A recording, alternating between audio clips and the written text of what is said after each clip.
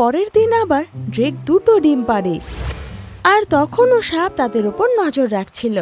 আমার মনে হয় কোনো জানোয়ার আমাদের বাসার ঘাস খেতে গিয়ে ডিমটাও খায়, তাই জন্যে আজকে আমরা এরামই রেখে দিয়ে চলে যাব। শুনে সাপ হাসতে লাগলো আর বলল,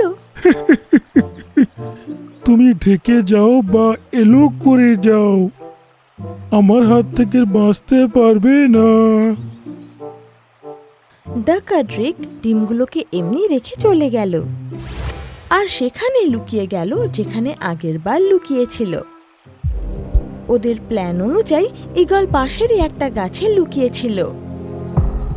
এখনই আসছি আমার সুস্বাদু ডিম।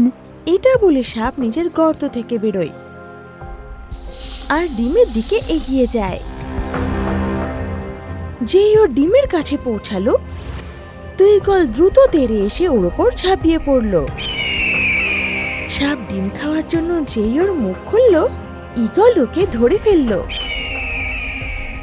ঈগল নিজের ঠোঁটে ওর ঘাড় কামড়ে ধরে ওকে দূরে উড়িয়ে নিয়ে গেল। আরে ছাড় আমাকে, আমাকে ছেড়ে দে। আরে বাপরে, আরে ছাড় রে।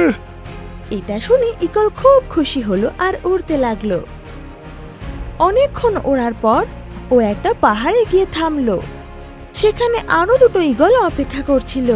ঈগল যেই সাপটাকে ছেড়ে দিল, বাকি ঈগল তখনই ওকে ঠোঁট দিয়ে মেরে মেরে হামলা করলো, যার ফলে ও আধমরা হয়ে গেল। এখন তিনটে ঈগল মিলে ওর শিকার করলো আর ওকে মেরে ফেললো।